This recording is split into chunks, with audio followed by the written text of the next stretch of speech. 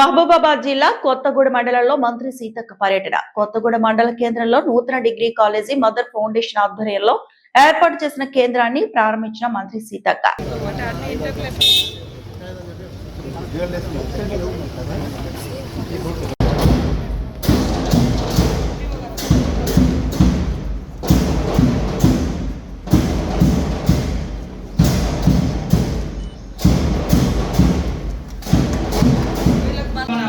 కొత్తగూడానికి degree college కూడా ఈ రెండు మండలాలు ఒక్కొక్క నియోజకవర్గానికి ఒక డిగ్రీ కాలేజ్ కూడా లేదు.